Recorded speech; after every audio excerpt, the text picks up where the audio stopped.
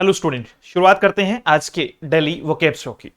Last session में हमारी बात हुई थी 10 कुछ पर्टिकुलर जो है वो इडियोमेटिक एक्सप्रेशन और साथ में ही कुछ बेहतर जो है वो वोकैबुलरी के वर्ड्स हम लोगों ने सीखे थे। आज इस सेशन में हम आगे लेकर चलें उससे ठीक पहले मैं आपको बता दूं कि अगर आप इस सेशन की पीडीएफ चाहते हैं तो अपने ऑफिशियल जो टेलीग्राम चैनल है let's learn with Ajay sir के नाम से उसे आप ज्वाइन कर लीजिएगा। वहां इसकी जो है वो पीडीएफ मिल जाएगी। आप किसी भी एग्जाम की तैयारी कर रहे हैं उससे रिलेटेड अगर आपको पेड कोर्सेज की जरूरत है तो आप एप्लीकेशन डाउनलोड कर लीजिएगा let's learn with Ajay sir के नाम से, या फिर इस नंबर पर आप मैसेज करके भी जानकारी ले सकते हैं कि सर आपके पास में ये कोर्स अवेलेबल है या नहीं है, चाहे वो लिटरेचर हो, चाहे वो ग्रामेटिकल हो या वोकैबुलरी हो। उसके ठीक बाद में एक और पॉइंट आपको टेलीग्राम चैनल ज्वाइन करना है या आपका जो है वो हेल्पलाइन नंबर मैं आपको दे चुका हूं। अब बात करते हैं इस सेशन की। शाम को 8 बजे 8 से 9 बजे जो है वो रेनल्ड मार्टिन जो मोस्ट फेमस और मोस्ट एक्सपेक्टेड बुक है जिसे लोगों ने नाम सुना है कभी पढ़ा नहीं है, तो वो बुक मैं रेगुलरिटी में जो है वो फ्री ऑफ कॉस्ट पूरी की पूरी बुक यूट्यूब चैनल पर पढ़ा रहा हूं। उसके 3 सेशंस हो चुके हैं तो आप भी उसमें जुड़ना ना भूलें। शुरुआत करते हैं आज के इस सेशन की। एट फॉल्ट, देखो कोई भी व्यक्ति अगर फॉल्ट में है ना, कहते ना कि यार तू तो डिफॉल्टर है, तू तो क्या है आपका डिफॉल्टर है, मतलब फॉल्ट में ना, he is at fault. Like the manager was at fault for missing the deadline. Manager जो है वो किस में आ गया, गलती में आ गया, दोषी होना है ना। क्या होना आपका, एट फॉल्ट होना मतलब दोषी होना, और दोषी होने को कहते हैं हम बच्चे अक्यूज्ड कहते हैं। क्या कहते हैं, अक्यूज्ड कहते हैं। अब इसमें एक बड़ी मजेदार सी बात है। एक वर्ड होता है अक्यूज्ड जो पूछा जाता है, सुनना, इसको क्या कहते हैं सर, दोषी कहते हैं। एक वर्ड पूछा जाता है आपका अक्यूज के साथ साथ में ही, दूसरा और मोस्ट फेमस वर्ड हो गया एक आपका क्रिमिनल। पहले तो ये सुनना, इन दोनों में क्या फर्क है कि सर देखो अक्यूज्ड मतलब दोष लगा है, अभी तक ये साबित नहीं हुआ है, समझ पा रहे हो। If I am accused of something, अगर मैं किसी बात के लिए मुझे दोषी ठहराया गया है तो इसका मतलब मेरे ऊपर सिर्फ दोषारोपण हुआ है, अभी तक वो साबित नहीं हुआ, और अगर वो साबित हुआ तो वो फिर क्या हो जाएगा, क्राइम हो जाएगा। वो क्या हो जाएगा, क्राइम हो जाएगा। इसमें जो मोस्ट इंपॉर्टेंट वर्ड है जो आपको याद करना है, बहुत बार पूछा हुआ है,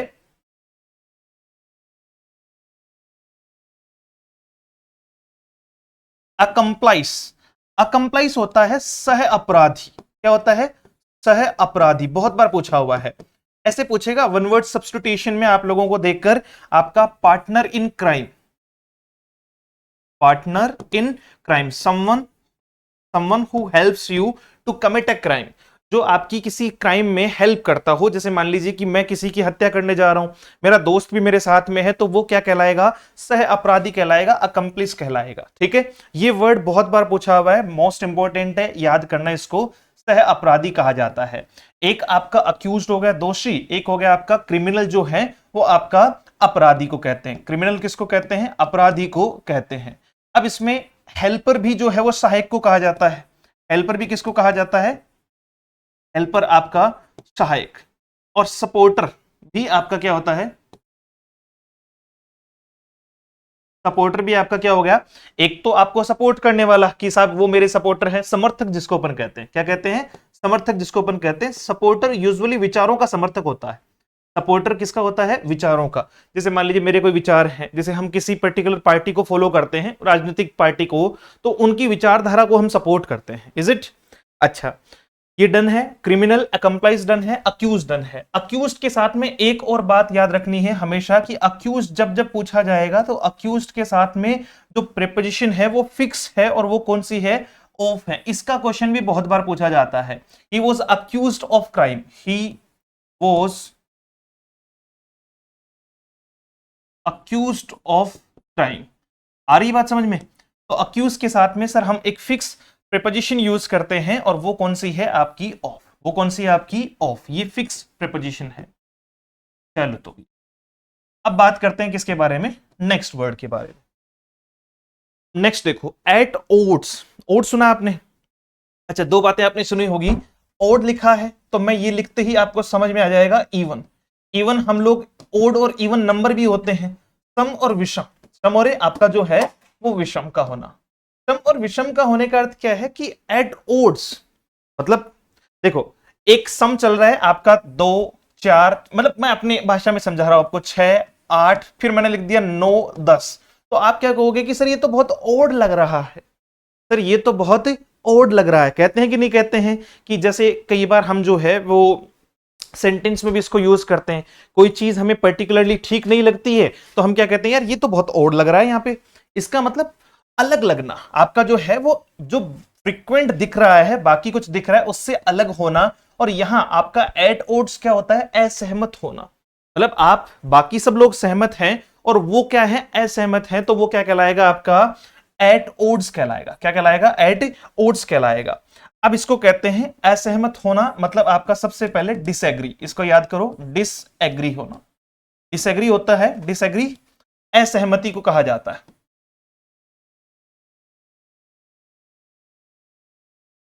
असहमति को क्या कहते हैं हम लोग जो है वो डिसएग्री कहते हैं। डिसएग्रीमेंट यहीं से बना हुआ है आपका, और एग्री होना मतलब सहमत होना। एग्री होना मतलब आपका जो है वो सहमत होना। डन। चलो, हिंदी हो गई आपकी, इसका मतभेद या टकराव होना। मतभेद या टकराव होना, और मतभेद या टकराव होने के लिए जो मतलब यूजुअली हम जो है वो यूज करते हैं, तो वो कौन सा हो गया आपका, डिसएग्री हो गया। यूजुअली कौन सा हो गया, डिसएग्री हो गया। अच्छा, इसके लिए कोई और इडियोमेटिक एक्सप्रेशन यूज की जाती है क्या सर? अगर जो है वो हम बात करें किसके बारे में, क्या इस पे कोई और स्पेशल जो है वो मतभेद या टकराव होना या विचारों का ना मिलना, विचारों का ना मिलना, विचारों का ना मिलना। अच्छा, she is often at odds with her brother about money matters. जब भी बात पैसों की आती है तो वो हमेशा अपने भाई से क्या रहती है, ऑड रहती है। ऑड रहने का मतलब आपका इवन रहने का मतलब सहमत है, और ऑड का मतलब क्या हो रहा है, एट odds कहने का मतलब कि वो हमेशा क्या रहती है, आपका असहमत रहती है। कैसी रहती है बच्चे, असहमत रहती है। डन है। मतभेद होना, क्या होना आपका जो है वो मतभेद होना। चलो, at one's beck and call. At one's beck and call, इसको आप याद करने के बेसिस पे ऐसे याद कर लीजिए, मतलब अपनी भाषा में कि आज्ञा का तुरंत पालन करना, आज्ञा का तुरंत पालन करना। अब एट वंस बैक, वन जो है वो आपका प्रोनाउन है, वन आपका प्रोनाउन है, और वंस बैक कहने का मतलब क्या है, वंस बैक जो है वो किसी की, वंस बैक एंड कॉल मतलब मैं तो इसको ऐसे याद करता हूं या याद करवाने का प्रयास करता हूं कि भैया मेरे पीछे खड़ा रहता है, हमेशा मेरे पीछे खड़ा रहता है, बुलाने पर तुरंत आ जाएगा, है ना। कॉल करूंगा तुरंत जो है वो बैक, ये वो वाले बैक नहीं है, लेकिन तुरंत कॉल करूंगा और तुरंत आ जाएगा। इसका मतलब हर समय जो है वो आदेश मानने के लिए तैयार होना, ओबीडियंट जिसको अपन कहते हैं, आज्ञाकारी। ओबे करना, क्या करना है आपका जो है वो ओबे करना, आज्ञा की पालना करना, है ना, हर समय आज्ञा का पालन करना। ही treats his assistant like a servant, वो उस अपने असिस्टेंट को कैसे ट्रीट करता है, सर्वेंट एक नौकर की तरह ट्रीट करता है। Always at is back and call, हमेशा उससे कैसे बिहेव करता है कि वो तुरंत कुछ कहे और वो उसकी आज्ञा की पालना करे, तुरंत कुछ कहे और वो उसकी आज्ञा की पालना करे, तो उसको कहते हैं at one's beck and call. At one's beck and call मतलब ओबे करने के लिए तैयार रहना, आपका आज्ञा जो है वो मानने के लिए तैयार रहना। This is the most important idiomatic expression which have been asked in examinations also, बहुत बार पूछा गया है। एट वंस विट्स एंड, आपको अगर इतना याद रह गया ना तो आप इसको कभी भी गलत नहीं करोगे। विट वैसे जो है वो किसको कहते हैं, बुद्धि को कहते हैं। किसको कहते हैं, बुद्धि को, है ना। अब किसी की बुद्धि का अंत होना, पहले तो अपनी भाषा में एट वंस विट्स एंड, किसी की बुद्धि का अंत होना, इसका मतलब बुद्धि काम नहीं कर रही है।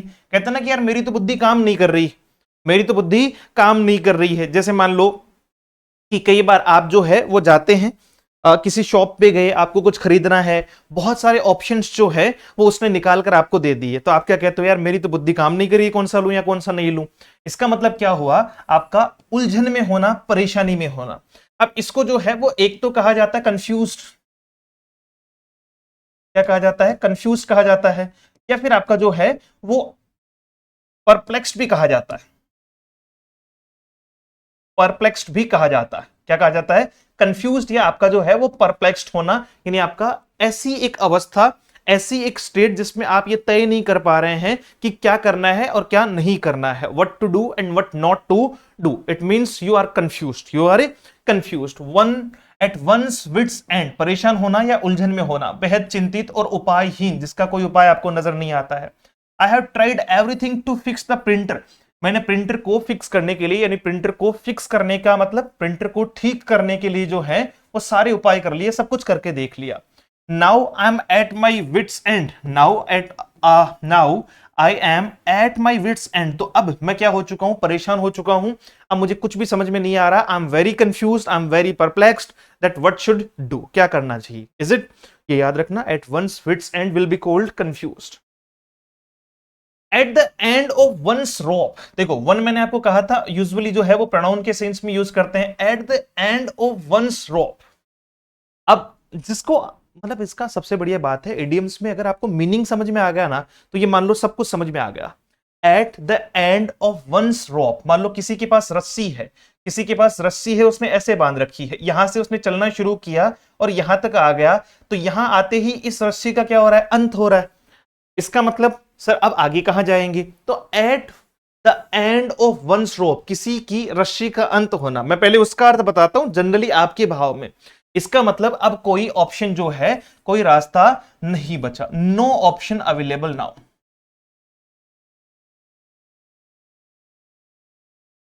नो ऑप्शन, अब कोई रास्ता नहीं बचा है, कोई भी रास्ता जो है वो नहीं बचा है, या लास्ट ऑप्शन भी कह सकते हैं अपन इसको, क्या कह सकते हैं, लास्ट जो है वो ऑप्शन भी कहा जा सकता है, कि अंतिम जो है वो रास्ता आपके पास में, कि कोई रास्ता नहीं बचा। उम्मीद या सहनशीलता का खत्म होना, उम्मीद का खत्म होना, और उम्मीद जो है वो खत्म होना, थोड़ा सा ध्यान देना इस बात पे, इसके बारे में एक बार बार एक वर्ड पूछा जाता है, उम्मीद या सहनशीलता का खत्म होना। I can't deal with his excuses, excuse का अर्थ होता है बहाने, कि मैं उसके बहानों से डील नहीं कर सकता, यानी मैं उसके बहाने नहीं झेल सकता एनी मोर, अब बहुत ज्यादा मैं उसके बहाने नहीं झेल सकता। आई am eight the end of my rough, अब जो है वो लगभग अंत आ चुका है, अंत आने का मतलब कि अब बस वो बहुत बहाने बना चुका है या बना चुकी है, अब अगर कुछ भी हुआ तो मैं उसको दो चार सुना दूंगा। इट्स एंड ऑफ पेशेंस, है ना, नो ऑप्शंस, या फिर जो है वो हम कह सकते हैं एंड ऑफ पेशेंस जो है, सॉरी, सहनशीलता का अंत होना। डन है यहां तक बात। अच्छा, इसमें जो है एक बात लिखी हुई है, उम्मीद जो है वो खत्म होना। कुछ लोग होते हैं जिनको बहुत सारी उम्मीद होती है, कुछ लोग होते हैं जिनको बहुत सारी उम्मीद होती है। एग्जाम में ये दोनों वर्ड दो अलग अलग बातों में पूछे जाते हैं। एक पूछा जाता है ऑप्टिमिस्ट, एक पूछा जाता है ऑप्टिमिस्ट, जिसको हम लोग कहते हैं आशावादी। क्या कहते हैं बच्चे, आशावादी। One one who has hope in a positive manner, मतलब अपनी भाषा में मैं समझा रहा हूं कि अगर किसी को अच्छा होने की आस हो तो वो क्या कहलाता है, ऑप्टिमिस्ट कहलाता है। किसी को अच्छा होने की आस हो तो वो क्या कहलाता है, ऑप्टिमिस्ट कहलाता है। या तो इसको वन वर्ड सब्स्टिट्यूशन में पूछ लेगा, या बहुत सारी एग्जाम में ऑप्टिमिस्ट का अपोजिट वर्ड पूछा है। ऑप्टिमिस्ट का क्या पूछा है, अपोजिट वर्ड पूछा है, जिसको अपन कहते हैं पेसिमिस्ट। क्या कहते हैं, पेसिमिस्ट, निराशावादी। क्या कहते हैं, निराशावादी। यानी ये वो कौन सा व्यक्ति है सर, ये वो व्यक्ति है जिसको नेगेटिव एस्पेक्ट की बात करता है, यानी इसको जो है वो कुछ भी अच्छा होने की आश नहीं है। आ रही बात समझ में। तो ये है ऑप्टिमिस्ट और आपका पेसिमिस्ट, यहीं से वर्ड बनता है आपका ऑप्टिमिस्टिक होना और पेसिमिस्टिक होना। Back on one's feet, back on one's feet, back मतलब पीछे, वंस मतलब किसी के, फीट यानी पैरों पे। तो आर्थिक या शारीरिक रूप से फिर से स्थिर हो जाना, अपने पैरों पर खड़े हो जाना। मतलब मैं अगर अपने पैरों पर खड़े होना, अब अपने पैरों पर खड़े होने का मतलब कि सर या तो शारीरिक भाव में भी हो सकता है, और या आर्थिक भाव में भी। हम कहते हैं ना कि वो अब बढ़िया काम करने लग गया, काम धंधे उसके बढ़िया चल रहे हैं, लड़का जो है वो अपने पैरों पर खड़ा हो गया है, या लड़की जो है वो अपने पैरों पर खड़ी हो गई। भैया महिलाओं को भी पूरी प्राथमिकता दी जानी चाहिए। तो संभल जाना क्या होता है आपका, जो है वो संभल जाना। बैक ऑन वंस फीट, आर्थिक या शारीरिक रूप से फिर से स्थिर हो जाना, दोबारा जो है वो स्थिर हो जाना। After months of job hunting, job Hunt का अर्थ वैसे तो जो है वो शिकार करना होता है, और जब जॉब हंटिंग की बात होती है तो जॉब ढूंढना होता है भाई। क्या होता है, जॉब ढूंढना होता है, काम ढूंढना, ठीक है। वैसे हंट का शिकार करना होता है। He is finally back on his feet, इसका मतलब वो अब पहले से जो है वो क्या हो चुका है, वापस जो है वो स्थिर हो चुका है। महीनों तक जॉब ढूंढने के बाद अब वो वापस स्थिर हो चुका है। That will be called back on one's feet, back on one's feet. Feet जो है वो आपका प्लरलाइज फॉर्म है किसकी, फुट की। ये प्लरल है, और इसका जो है वो सिंगुलर का होता है, फुट होता है, पैर होता है। क्या होता है, पैर होता है। यहां से जो है वो कई बार आपको एक प्रीपोजिशन दी जाएगी, वी वॉक,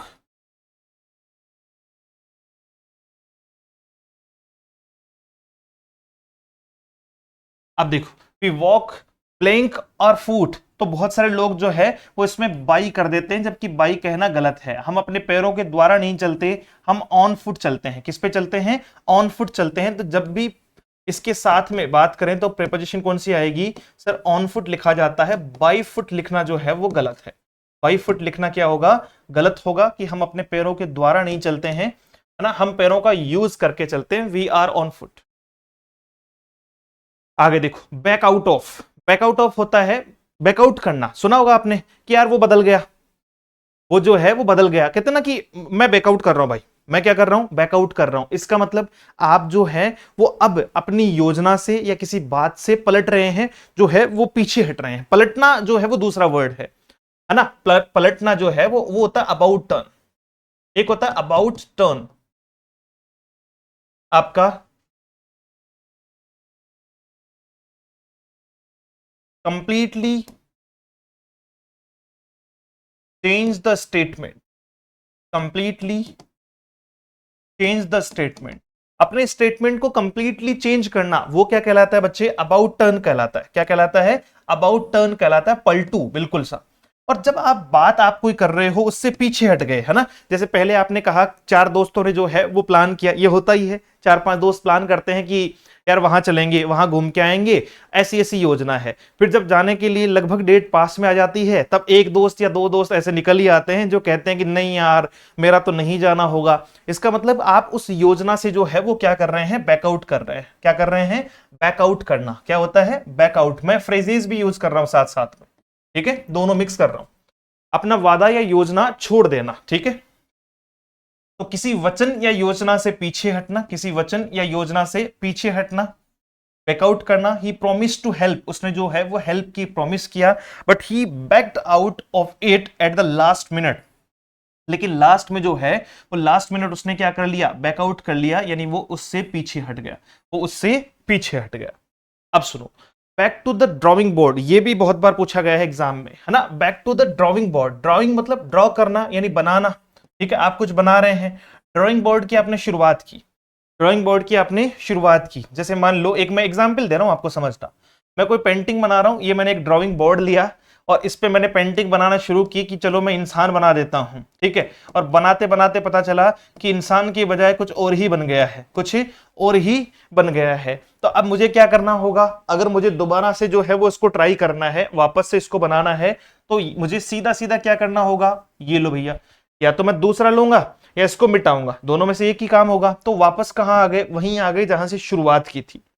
तो जब भी हम कहते हैं back to the drawing board, इसका मतलब इनिशिएट करना, शुरुआत करना, है ना। आपका क्या होता है? Back to the drawing board, नई शुरुआत करना, और नई शुरुआत को इनिशिएट करना, इनिशिएट करना, बिगिनिंग जिसको अपन कहते हैं, ठीक है। और अगर बात की शुरुआत हो ना, बात की शुरुआत, तो उसको कहते हैं ब्रेक द आइस। क्या कहते हैं? ब्रेक द आइस, चुप्पी तोड़ना, स्टार्ट,